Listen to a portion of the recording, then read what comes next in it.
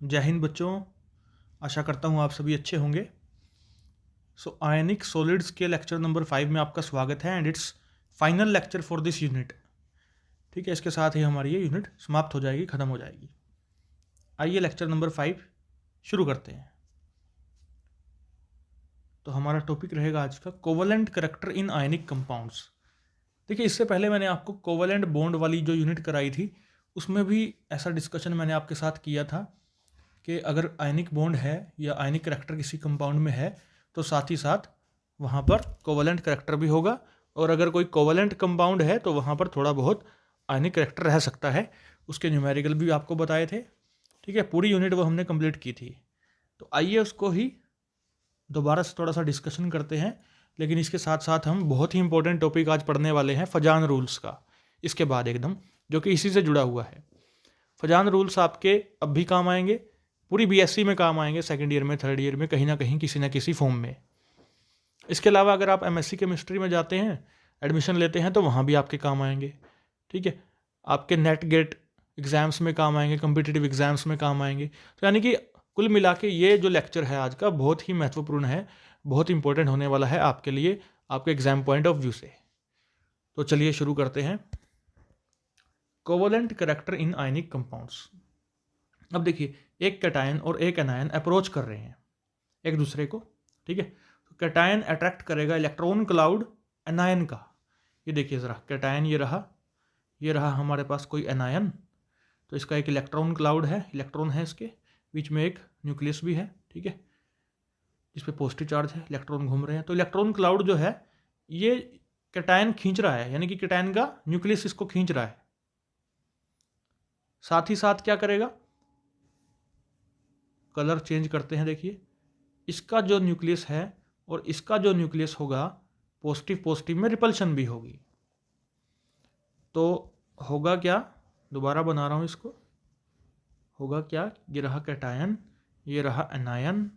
हम hard spheres मान के चलते हैं इनको, आपको पहले भी बताया है। ठीक है, तो एनायन जो है उसका इलेक्ट्रॉन क्लाउड इसकी तरफ खींचने लग जाएगा, ऐसे इसकी शेप बदलने लग जाएगी, चेंज होने लग जाएगी। इसकी शेप गोलाकार यानी स्फीयर जैसी नहीं रहेगी, बल्कि कुछ ऐसी हो जाएगी। एक तरफ से ये इलोंगेट हो जाएगा, खिंच जाएगा, लंबा हो जाएगा, बड़ा हो जाएगा। ठीक है, तो इस शेप के डिस्टोर्ट होने से इनमें अट्रैक्शन बढ़ेगी, बॉन्डिंग होगी, जिसको बोलेंगे कोवलेंट बॉन्ड। ठीक है, ये देखिए, इलेक्ट्रॉन क्लाउड को कैटायन क्या कर रहा है, अट्रैक्ट कर रहा है बच्चों एनायन के, रिपेल करेगा न्यूक्लियस ऑफ एनायन को, बताया आपको। As a result cation distorts the shape of anion, anion की शेप गोलाकार ना रह के कैसी होगी, कुछ ऐसी होगी। ठीक है, खींचने लग गया वो उसकी तरफ, कैटायन की तरफ, एनायन। द इलोंगेशन, ठीक है, of anion towards cation is called distortion या डिफॉर्मेशन या पोलराइजेशन। तीनों शब्द आपको याद रहने चाहिए। डिस्टोर्शन या डिफॉर्मेशन यानी फॉर्म का बदल जाना, खत्म हो जाना, खराब हो जाना। पोलराइजेशन भी इसी को बोलते हैं, डिस्टोर्शन भी इसी को बोलते हैं। The ability of a cation to distort anion is called polarisation power या पोलराइजेशन एबिलिटी। तो दोबारा देखिए, the ability of cation to distort anion, जो कैटायन की योग्यता है, जो कैटायन की एबिलिटी है, उसकी कैपेसिटी है कि वो एनायन को, उसकी शेप को चेंज कर रहा है, डिस्टोर्ट कर रहा है, डिफॉर्म कर रहा है, पोलराइज कर रहा है। इसको बोलते हैं कैटायन की पावर, पोलराइजेशन पावर या पोलराइजेशन एबिलिटी। तो दोनों ही टर्म यानी कि एक ही बात है, इसको आपको याद रखना चाहिए, बहुत इंपॉर्टेंट टर्म है। अब देखिए, एनायन डिस्टोर्ट होने लग रहा है ऐसे, इसकी भी एक एबिलिटी है ये। तो the tendency of anion to get polarise या डिफॉर्म होना या डिस्टोर्ट होना, इसको बोलते हैं पोलराइजेबिलिटी। तो एनायन की क्या होती है बच्चों, पोलराइजेबिलिटी होती है। कैटायन की क्या होती है, कैटायन की पोलराइजेशन पावर होती है। ठीक है, देखो पोलराइजेशन पावर एनायन की भी होती है वैसे, लेकिन ना के बराबर, तो इसलिए उसके लिए टर्म यूज ही नहीं करते हम। दोबारा सुन लो, कैटायन के लिए टर्म है पोलराइजेशन पावर और एनायन के लिए आती है पोलराइजेबिलिटी। दोनों चीज़ों आपको ध्यान में रखनी चाहिए। ठीक है, ऐसा ना हो जाए कि पोलराइजेबिलिटी आप कैटायन के लिए यूज़ कर दें, पोलराइजेशन पावर आप एनायन के लिए यूज़ कर दें, तो गलत हो जाएगा। उल्टा मत कर देना, ठीक है। आगे बढ़ते हैं। ये देखिए मैंने लिख रखा है यहाँ पर, एनायन भी ट्राई करता है कि कैटायन को बिगाड़ सके, उसकी शेप बिगाड़ सके, लेकिन इफेक्ट जो है नेग्लिजिबल है, ना के बराबर है। ऐसा क्यों है? स्मॉल साइज ऑफ कैटायन की वजह से, ठीक है। आप सोचिए कि आपको एक छोटा सा चोक, बिल्कुल छोटा सा चोक दे दूं मैं, इतना सा, और कहूँ इसको तोड़ के दिखाओ, बड़ा मुश्किल हो जाएगा आप लोगों के लिए। ताकत आप में खूब है लेकिन आप तोड़ नहीं पाओगे उसको हाथों से। अब चोक मैं इतना लंबा दे दूँ आपको, चोक आपको कहूँ तोड़ दो, आप दोनों हाथों से या एक हाथ से ही, ठीक है, बड़े आसानी से उसको तोड़ पाओगे। इसको तोड़ने के लिए आपको ताकत ज़्यादा लगानी पड़ेगी, ईंट मारनी पड़ेगी इसको, ठीक है। तो छोटे साइज की शेप को बिगाड़ना, उसे तोड़ फोड़ करना उसकी आसान नहीं होता। अब देखिए नीचे देखिए, यहाँ आयनिक करैक्टर है, दोनों आयन्स हैं, इंडिपेंडेंट आयन्स हैं, तो हम कहेंगे आयनिक करैक्टर है यहाँ भी। और दूसरी तरफ देखिएगा यहाँ कोवलेंट करैक्टर इंक्रीज करने लग रहा है। देखिए जब कैटायन छोटा होता है तो वो एनायन की शेप को बिगाड़ देता है, अभी बताया था मैंने, डिस्टोर्ट कर देता है इस तरह से। तो ये जिसकी शेप मैंने थोड़ा सा इस तरह से करके दिखाई, इस तरह से करके दिखाई, एनायन को पोलराइज होता हुआ दिखा रहे हैं। पहले कैसा था? ऐसा था, डैश डैश की फॉर्म में दिखाया है। अभी कैसा है? ऐसा है। इसकी शेप को डिस्टोर्ट किसने कर दिया? डीफॉर्म किसने कर दिया? पोलराइज किसने कर दिया? कैटायन ने। तो कैटायन ये काम कर रहा है, उसके पास पावर है जिसको बोलते हैं पोलराइजेशन पावर। एनायन की कैपेसिटी है, टेंडेंसी है डीफॉर्म होने की, डिस्टोर्ट होने की, पोलराइज होने की, जिसको बोलते हैं पोलराइजेबिलिटी। ये बात आपके साथ में कर चुका हूँ। अब फजान्स रूल्स को पढ़ते हैं बच्चों, जो कि बहुत इंपॉर्टेंट है, ठीक है। एक क्वेश्चन पक्का बनता है यहाँ से, charge on cation and anion. तो देखते हैं कि कैटायन का चार्ज किस तरह से रोल प्ले करता है, एनायन का चार्ज किस तरह से रोल प्ले करता है। आइए समझने की कोशिश करते हैं। Higher the charge on cation, higher will be its polarising power, ये आपको बता दी मैंने। Higher the charge on anion, higher will be its polarisability, ठीक है। अब देखिए यहाँ पे एग्जाम्पल भी लिया है मैंने, एल्यूमिनियम 3+। तो मैं यहाँ कैटायन बनाता हूँ जिसके ऊपर +3 का चार्ज है। अब सामने एक एनायन है, ठीक है, सामने एक एनायन है। अब +3 चार्ज वाला इसको ज़्यादा खींचेगा, इसको ज़्यादा डिस्टोर्ट करेगा, यानी कि higher the charge on cation, इसकी पोलराइजिंग पावर उतनी बढ़ जाएगी, उतना ज़्यादा ये नेगेटिव चार्ज को खींचेगा। तो आई होप ये कंसेप्ट समझ में आ गया होगा। अब दूसरी बात, higher the charge on anion, इस पर भी -3 का चार्ज है मान लो, तो क्या होगा? कैटायन खींच रहा है +3 चार्ज से, एनायन के ऊपर भी -3 चार्ज है, ज़्यादा खींचेगा, ठीक है। दोनों बहुत ज़्यादा अट्रैक्ट हो जाएंगे एक दूसरे के लिए, और इसका डिस्टोर्शन होने से इनमें जो बॉन्डिंग होगी उसको हम बोलते हैं कोवलेंट बॉन्डिंग, क्योंकि आयनिक फॉर्म में कम रहेगा अब, क्योंकि एक दूसरे के करीब जा रहे हैं, अट्रैक्ट हो रहे हैं, ठीक है। चार्ज हायर है उस वजह से ऐसा हो रहा है। सो कैटायन पोलराइज करने में लगा हुआ है, एनायन खुद पोलराइज होना चाहता है क्योंकि चार्ज ज़्यादा है, ठीक है। तो आई होप ये order of polarising power of cation समझ में आ गया होगा आपको। और नीचे वाला क्या है? O2- has more polarisability than F-। देखिए एक तरफ है 2- का चार्ज, एक तरफ है 1- का चार्ज, ये तो है F-, ये है अपना O2-। आप खुद सोचिए कौन ज़्यादा पोलराइज होना चाहेगा, कौन ज़्यादा खींचना चाहेगा छोटे कैटायन की तरफ, कौन खींचेगा ज़्यादा? जिसके ऊपर -2 चार्ज है वो, ठीक है, वो ज़्यादा पोलराइज होगा, वो ज़्यादा डिस्टोर्ट होगा, वो ज़्यादा डिफॉर्म होगा। तो O2- की पोलराइजेबिलिटी बहुत ज़्यादा है, ध्यान में रखिएगा इस बात को।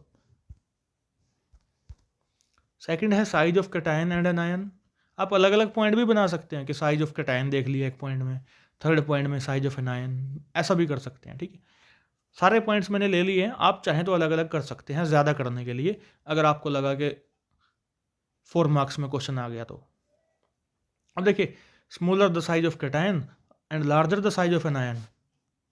एक तरफ मैं बनाता हूँ बड़ा कैटायन, ठीक है, एनायन चलो सेम रख लेते हैं, एनायन लगभग मैंने सेम रख लिया, लेकिन कैटायन छोटा कर दिया। तो आपको मैंने कई बार पहले भी बताया है, ध्यान दीजिएगा मेरी बात पर, कि कैटायन अगर बड़ा है और चार्ज प्लस का ही है एक, ये छोटा कैटायन है, +1 का ही चार्ज है, तो छोटे के ऊपर चीज़ जो है +1 ज़्यादा फील होगा, ये ज़्यादा काम करेगा। बड़ी चीज़ के ऊपर +1 का ही चार्ज है, फील नहीं होएगा ज़्यादा। ठीक है, पूरी पृथ्वी के ऊपर एक छोटा सा कंट्री श्रीलंका, उतना फील नहीं होगा, लेकिन उसी पृथ्वी के ऊपर यूएसए या रशिया कह लीजिए, रशिया, वो फील होगा कहीं ना कहीं कि हाँ है वो। रशिया का जो है नक्शे में आप देखेंगे अगर, रशिया बहुत बड़ा है, बहुत बड़ा है। पहले तो यूएसएसआर हुआ करता था, विघटन हो गया था इसका, फिर उसके बाद ये रशिया बना था। इसमें से कुछ देश अलग हो गए थे, जैसे यूक्रेन, और उनका मुद्दा आज भी चल रहा है। तो खैर मैं बताना चाहता हूँ कि पूरी पृथ्वी पर रशिया देखें तो थोड़ा फील होगा कि हाँ कुछ है, और श्रीलंका या उससे छोटा देश देखेंगे तो हमें लगेगा बहुत छोटी सी चीज़ है। ठीक है, ये समझाने के पर्पज़ से मैं बोल रहा हूँ, और कुछ मेरा कोई मंतव्य नहीं यहाँ किसी देश के लिए कुछ। ठीक है, तो बात क्या है कि छोटा कैटायन जो है उसके ऊपर ये पॉजिटिव चार्ज जो है, ठीक है, पॉजिटिव चार्ज फील ज़्यादा होगा। ठीक है, और बड़े कैटायन के ऊपर पॉजिटिव चार्ज उतना फील नहीं होगा। ठीक है,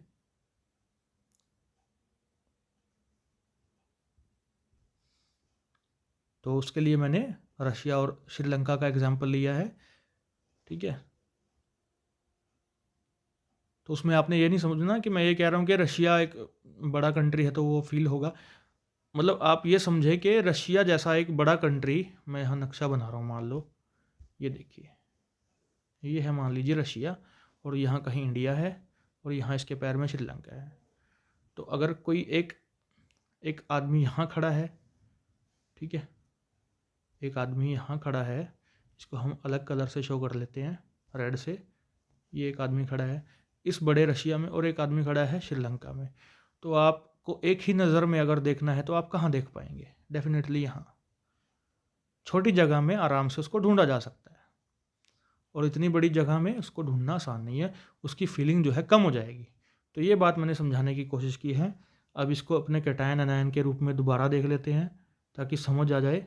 ये रहा हमारा छोटा कैटायन, ये रहा एनायन, एक एनायन और मैंने उसी साइज का लिया, लेकिन कैटायन बड़ा ले लिया। ठीक है, तो ये पॉजिटिव चार्ज उतनी पावर नहीं रखता जितना ये छोटा कैटायन रखता है, ये मैं बताना चाह रहा हूँ आपको। Smaller the size of cation and larger the size of anion, greater will be the covalent character, as smaller cation have more polarizing power to distort anion, and a larger anion is more susceptible for distortion because of its shape by for distortion of its shape by cation। ठीक है, देखो बड़ा anion है ना, अगर negative charge है तो बाहर वाले इलेक्ट्रॉन को इतना ज़्यादा ये खींच नहीं पाएगा।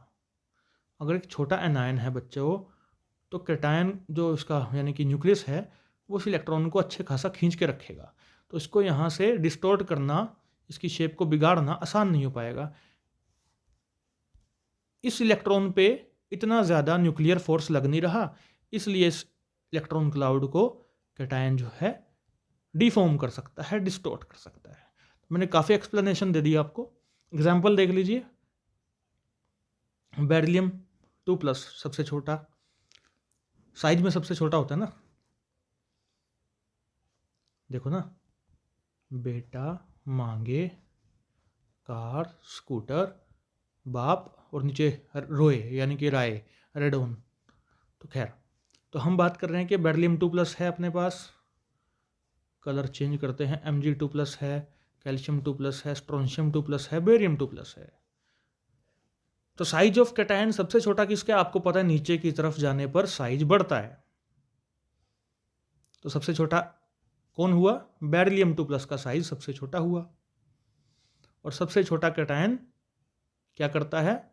ज़्यादा डिस्टोर्शन करता है, और ज़्यादा डिस्टोर्शन अगर वो करेगा तो कोवलेंट कैरेक्टर उसका सबसे ज़्यादा होगा। ठीक है तो यहाँ पे सबसे छोटा कौन है? ये। ठीक है, तो कोवलेंट कैरेक्टर ये सबसे ज़्यादा बढ़ाएगा। और एग्जाम्पल देखें हम F-Cl- Br- I- का, तो एनायन का साइज यहाँ पर सबसे बड़ा I माइनस का है, ठीक है, तो यानी ये सबसे ज़्यादा सूट करेगा। अगर साइज के अकॉर्डिंग ये एरो लगाना है तो आप ऐसे लगा दें, ऐसे लगा दें, ठीक है। और साइज के अकॉर्डिंग ये बिल्कुल सही है, हमारा I माइनस का साइज सबसे बड़ा है, ठीक है, तो यानी कि इसकी डिस्टॉर्शन सबसे ज़्यादा होगी। छोटा कैटायन सबसे ज़्यादा डिस्टॉर्ट इसको कर पाएगा। तो कैटायन छोटा रखना है आपने, एनायन बड़ा रखना है। चार्ज दोनों पे जितना ज़्यादा होगा उतना फ़ायदा रहेगा, ये ध्यान में रखिएगा। High charge on cation and anion जो मैं बात कर रहा था, चार्ज कैटायन पे भी मान लो +3 है, एनायन पे भी -3 है, तो ये खींचने की कोशिश करेगा या खिंचवाने की कोशिश करेगा कि मेरे को खींच लो भैया, कोई बात नहीं, हम करेंगे, कोवेलेंट करैक्टर लेकर आएंगे। तो ये लाएंगे कोवेलेंट करैक्टर, अच्छा खासा लेकर आएंगे। Okay, higher the charge on cation and anion, दोनों पे, more will be the polarizing power of cation and more will be the polarizability of anion due to high charge। आपको बता दिया मैंने। एग्जाम्पल देखिए, कैल्शियम क्लोराइड Ca+2 होगा बच्चों, Cl- होगा, एक Cl- और होगा। कलर चेंज कर लेते हैं, ठीक है। तो ये है हमारे पास, इसकी कोवेलेंट करैक्टर जो होगी ना वो ज़्यादा होगी NaCl के, देखो Na+ और Cl-। आप इसको ऑलरेडी आयनिक कंपाउंड मानते हैं, पढ़ते हैं, ठीक है, जानते हैं।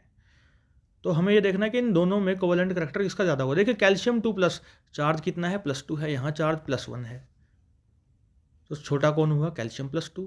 चार्ज किसके ऊपर ज़्यादा है, कैल्शियम +2 के ऊपर, ठीक है। तो वो क्या करेगा, एनायन को डिस्टोर्ट ज़्यादा करेगा। अगर डिस्टोर्शन ज़्यादा हो गया इसका मतलब कोवेलेंट करैक्टर ज़्यादा हो गया, तो कैल्शियम क्लोराइड में कोवेलेंट करैक्टर ज़्यादा रहेगा। ये बात आप समझ गए होंगे आई होप, और ध्यान रखेंगे इस बात को। फोर्थ है हमारे पास इलेक्ट्रॉनिक कन्फिग्रेशन ऑफ कैटायन।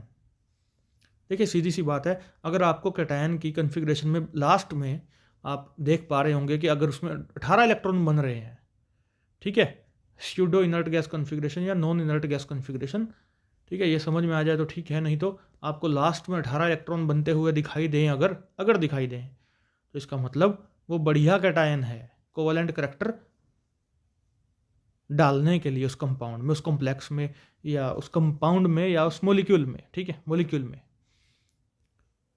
तो जिसमें भी 18 इलेक्ट्रॉन कैटायन में दिखाई दे रहे हों वो एक अच्छा कैटायन माना जाएगा to deduce covalent character in that molecule, ठीक है, has greater polarising power than a cation with 8 electron. एक और कैटायन आपके पास 8 इलेक्ट्रॉन दिखाई दे रहे हैं लास्ट में, ठीक है, आउटर मोस्ट शेल में इनर्ट गैस कॉन्फ़िगरेशन दिखाई दे रही है आपको, ये उतना काम नहीं कर पाएगा, ये उतना कोवेलेंट करैक्टर लेकर के नहीं आ सकता। जबकि दोनों का साइज ऑलमोस्ट सेम है, चार्ज ऑलमोस्ट सेम है, ऐसा भी हो जाए तब भी आपने 18 वाले को ज़्यादा कोवेलेंट मानना है। ध्यान में रखिएगा मेरी बात, बहुत इंपॉर्टेंट बात आपको बताई है, ठीक है। This is because 10d electrons of this shell, मैं किसकी बात कर रहा हूँ, 18 इलेक्ट्रॉन वाले की, कि उसमें डी इलेक्ट्रॉन्स आ जाएंगे, 18 है ना, ये वाली कन्फिग्रेशन रहेगी लगभग NH2 NP6 D10, यानी कि डी ऑर्बिटल वाले जो हैं हमारे ट्रांजिशन मेटल्स, उनकी बात कर रहा हूँ, उनमें डी ऑर्बिटल्स आ जाते हैं ना, तो D10 आ गया। अब देखिए डी ऑर्बिटल्स का क्या है फंडा, जो आपको मैं बता चुका हूँ एटॉमिक स्ट्रक्चर यूनिट में, कि उनका फैलाव ज़्यादा है, डिफ्यूज्ड ज़्यादा है वो, इस शेप की वजह से इनमें जो इलेक्ट्रॉन रहते हैं उनमें भी रिपल्शन काफ़ी कम होती है, स्क्रीनिंग भी ये काफ़ी कम करेंगे, स्क्रीनिंग इफेक्ट आपको बता चुका हूँ, वो काफ़ी कम हो जाएगा इनका, ठीक है। तो ऐसे में देखिए, shield the nuclear charge of the cation, ये कैटायन है बेटा, एक्शन नहीं है, उल्टा लिखा गया, cation, less effectively than S and P electrons of NH2P6 shell. ये कौन से वाले की बात कर रहे हैं हम, 8 इलेक्ट्रॉन वाला, ये कौन से वाला है, 18 इलेक्ट्रॉन वाला। तो इसमें तो S और P आ रहे हैं, आप देख पा रहे हैं, S भी आ रहा है, P भी आ रहा है, यहाँ D आ रहा है। तो इस D वाले की जो हम बात कर रहे हैं कि इसका स्क्रीनिंग इफेक्ट उतना अच्छा होता नहीं है, ठीक है, तो लेस इफेक्टिवली शील्ड करेगा ये न्यूक्लियर चार्ज को। एग्जाम्पल देखिए, कॉपर प्लस कैटायन, इसकी ये कन्फिग्रेशन है। अब देखिए इसमें D10 इलेक्ट्रॉन्स तो कोई खास काम कर नहीं रहे शील्डिंग का, लेकिन 10 इलेक्ट्रॉन अगर आए हैं तो इसके पास 10 प्रोटॉन भी तो आए होंगे, यानी कि न्यूक्लियस तो भर गया ना प्रोटॉन से अच्छा खासा, तो उसकी पावर बढ़ गई, उसकी पोलराइजिंग पावर बढ़ गई। ठीक है, वो इसके पास जो भी, जैसे Cl- इसके पास आया तो कॉपर प्लस है हमारे पास कैटायन, Cl- है एनायन, तो इसकी शेप को डिस्टोर्ट ज़्यादा कौन करेगा, ये करेगा कॉपर प्लस, अपनी तरफ खींच लेगा। और डी ऑर्बिटल कोई खासा शील्डिंग इफेक्ट दिखाते नहीं है, रिपल्शन करते नहीं है, तो कॉपर प्लस उनको अच्छे से खींचेगा अपनी तरफ Cl- को, और अगर खींचेगा उसकी शेप को बिगाड़ेगा, डिस्टोर्ट करेगा, डिफॉर्म करेगा, पोलराइज करेगा, then what does it mean, it means covalent character बढ़ जाएगा। On the other hand Na+ is there, NS2 और P6, इनका शील्डिंग इफेक्ट अच्छा खासा होता है, रिपल्शन करेंगे भाई Cl- को, ये अच्छी खासी बॉन्डिंग होने नहीं देंगे, यानी कोवेलेंट बॉन्डिंग अच्छी खासी नहीं होने देंगे, तो ये आयनिक फॉर्म में ज़्यादा रहना पसंद करेगा। ठीक है, तो आई होप अब मेरी बात आपको क्लियर हो गई होगी कि क्यों कॉपर प्लस जो है कैटायन अच्छा कैटायन माना जा रहा है कोवेलेंट करेक्टर रिड्यूस कराने के लिए। ठीक है, तो कॉपर क्लोराइड जो है CuCl2 या CuCl और एक तरफ है अपने पास NaCl, तो किसमें ज़्यादा पोलराइजेशन होगी, इसमें कॉपर ज़्यादा पोलराइज करेगा Na के मुकाबले, Cl ज़्यादा पोलराइज हो जाएगा, Cl यहाँ कम पोलराइज होगा, तो कोवेलेंट करेक्टर यहाँ ज़्यादा आएगा कोवेलेंट करेक्टर। ठीक है, तो ये बात थी, जबकि साइज और चार्ज लगभग दोनों का सेम रहता है, उसके बावजूद 18 इलेक्ट्रॉन वाला बढ़िया काम करता है कोवेलेंट करेक्टर लाने के लिए। बहुत इंपॉर्टेंट पॉइंट था ये। तो यहाँ पर लगभग ख़त्म हो गया, बस हम एक दो क्वेश्चन देख लेते हैं। Decreasing order of melting point लगाना है बच्चों। ये आपको 4 मॉलिक्यूल्स दे दिए, बताइए कि सबसे ज़्यादा किसका होगा, सबसे कम किसका होगा। ठीक है, तो देखिए बेरिलियम 2+ आ जाएगा यहाँ पर, Mg2+ है एक यहाँ पर कैल्शियम 2+ है, और फिर स्ट्रोंशियम 2+ है। आपको पता है बेटा मांगे कार स्कूटर और बाप रोए। ठीक है, तो ये हमारी ट्रिक भी है। तो नीचे की तरफ क्या होता है, साइज बढ़ता है, सबसे साइज कम किसका है, बेरिलियम 2+ का सबसे छोटा कैटायन है, यानी कि ये सबसे छोटा कैटायन है। ठीक है, ये बात समझ में आ गई। ये रहा बेरिलियम, फिर मैग्नीशियम उससे बड़ा है भाई, 2+ है सब पे, फिर कैल्शियम और भी बड़ा है +2, और स्ट्रोंशियम सबसे बड़ा है। सब में Cl कॉमन है, यानी कि बराबर साइज का। तो सबसे ज़्यादा पावर किसकी है, शेप बिगाड़ने वाली जो पावर है, डिस्टोर्ट करने वाली जो पावर है, वो किसकी है, छोटे वाले की। इतनी देर हमने यही तो काम किया अभी। तो सबसे ज़्यादा शेप उसकी ख़राब करने का काम ये करेगा, और शेप डिस्टोर्ट होगी तो कौन सा करेक्टर आएगा भाई, कोवेलेंट करेक्टर। ठीक है, तो कोवेलेंट करेक्टर किसमें सबसे ज़्यादा हुआ, बेरिलियम क्लोराइड में। कोवेलेंट करेक्टर सबसे कम, सॉरी सबसे ज़्यादा हुआ, कोवेलेंट करेक्टर सबसे ज़्यादा हुआ इसमें। अगर कोवेलेंट करेक्टर इसमें सबसे ज़्यादा है तो स्ट्रोंशियम में सबसे कम। अब अगर कोवेलेंट करेक्टर सबसे ज़्यादा है ना बच्चों, ध्यान से सुनना, तो आयनिक करेक्टर इसमें सबसे ज़्यादा कम होगा। इसमें कोवेलेंट करेक्टर सबसे कम है, देन आयनिक करेक्टर सबसे ज़्यादा होगा। दोबारा सुन लो, बेरिलियम क्लोराइड में हमने देखा कोवेलेंट करेक्टर सबसे ज़्यादा है, क्योंकि बेरिलियम छोटा है। ठीक है, छोटा कैटायन क्या करता है, ज़्यादा कोवेलेंट बना देता है उसको। तो कोवेलेंट करेक्टर अगर सबसे ज़्यादा है इसमें, तो आयनिक करेक्टर इसमें सबसे कम होगा बच्चों। ठीक है, अब ध्यान से सुनना, आयनिक करेक्टर जो है, इसका मतलब आयनिक बॉन्ड की तरफ जा रहा है। वो आयनिक करेक्टर ज़्यादा है अगर किसी में, अगर आयनिक करेक्टर किसी में ज़्यादा है, इसका मतलब उसका जो बॉन्ड है वो आयनिक बॉन्ड की तरफ शिफ्ट कर रहा है, कोवेलेंट करेक्टर उसमें कम है। और आपको पता होना चाहिए कि आयनिक बॉन्ड ज़्यादा मजबूत होता है कोवेलेंट बॉन्ड के मुकाबले। ठीक है, आयंस के अंदर इलेक्ट्रोस्टैटिक फोर्स ऑफ अट्रैक्शन होती है, जो कि काफ़ी मजबूत मानी जाती है। ठीक है, उसको तोड़ना आसान नहीं होता, उसमें ज़्यादा ताकत लगती है। तो इसलिए जिसमें आयनिक करेक्टर सबसे ज़्यादा है, उसका मेल्टिंग पॉइंट सबसे ज़्यादा होगा। तो स्ट्रोंशियम क्लोराइड का मेल्टिंग पॉइंट बेटा सबसे ज़्यादा होगा। ध्यान में रखना, आयनिक करेक्टर जिसका सबसे ज़्यादा, उसको तोड़ना आसान नहीं होगा, उसका मेल्टिंग पॉइंट सबसे ज़्यादा होगा। तो स्ट्रोंशियम क्लोराइड का सबसे ज़्यादा, बेरिलियम का सबसे कम। तो सीधी सी बात है, कोवेलेंट करेक्टर जिसका भी ज़्यादा होगा उसका मेल्टिंग पॉइंट सबसे कम। चलिए arrange in increasing order of melting point, NaCl है, NaBr है अपने पास, NaI है, 3 दे दिए आपको। बताइए मेल्टिंग पॉइंट किसका सबसे ज़्यादा होगा। देखिए कैटायन सब में सेम है, इस बार एक ही साइज रहेगा, ठीक है, Na+। अपने पास Cl- है बच्चों, Br- उससे थोड़ा बड़ा हो जाएगा, I- और बड़ा हो जाएगा। कैटायन अपने पास सेम साइज का है, Na+ सब में। और हमें increasing order of melting point लगाना है, तो पहले हम ज़रा देख लेते हैं कि आयनिक करैक्टर सबसे ज़्यादा कहाँ है, कोवेलेंट करैक्टर सबसे ज़्यादा कहाँ है या सबसे कम कहाँ है। कैटायन सेम है। अब एनायन सबसे बड़ा देख लीजिए, ये रहा I-। मैंने आपको बताया था ना कि बड़ा एनायन ज़्यादा पोलराइज हो जाता है, ठीक है, उसको खींचना आसान रहता है। तो ये छोटा कैटायन सबसे ज़्यादा पोलराइज किसको करेगा भाई, इसको करेगा, इसकी शेप बिगाड़ देगा। कलर चेंज करता हूँ, इसकी शेप बिगाड़ेगा, इसकी थोड़ी कम बिगड़ेगी शेप, इसकी ना के बराबर ही बिगड़ेगी, ठीक है, डिस्टोर्ट होगी। तो सबसे ज़्यादा डिस्टोर्शन कहाँ हुआ, यहाँ हुआ I- के केस में। इसलिए कोवेलेंट करैक्टर सबसे ज़्यादा कहाँ रहेगा, यहाँ रहेगा, और सबसे कम कोवेलेंट करैक्टर यहाँ रहेगा। कोवेलेंट करैक्टर जहाँ सबसे कम है वहाँ आयनिक करैक्टर सबसे ज़्यादा रहेगा। कोवेलेंट करैक्टर सबसे ज़्यादा जहाँ है यहाँ पर, वहाँ आयनिक करैक्टर सबसे कम रहेगा। तो अब आयनिक करैक्टर देख लीजिए सबसे ज़्यादा कहाँ है, यहाँ है बच्चों। ये कौन सा केस था, NaCl का, ठीक है। NaCl का कोवेलेंट करैक्टर सबसे कम, NaI का कोवेलेंट करैक्टर सबसे ज़्यादा। तो जिसका कोवेलेंट करैक्टर सबसे कम, आयनिक करैक्टर उसका सबसे ज़्यादा। आयनिक करैक्टर जिसका सबसे ज़्यादा हो गया यानी NaCl का, उसको तोड़ पाना आसान नहीं होगा, काफ़ी मेहनत लगेगी, काफ़ी एनर्जी लगेगी, ठीक है, हीट लगेगी। इसलिए उसका मेल्टिंग पॉइंट NaCl का सबसे ज़्यादा रहेगा। लगभग 1100 1200 1300 के आसपास इस रेंज में रहता है बेटा, ठीक है, इतना मुझे ध्यान में आ रहा है, ठीक है। तो NaCl का काफ़ी ज़्यादा मेल्टिंग पॉइंट रहेगा, और NaI जिसमें कोवेलेंट करैक्टर सबसे ज़्यादा है वो सबसे लास्ट में पहुंच गया। तो NaCl सबसे ज़्यादा आयनिक करैक्टर इसमें है, इसलिए इसका मेल्टिंग पॉइंट सबसे ज़्यादा है।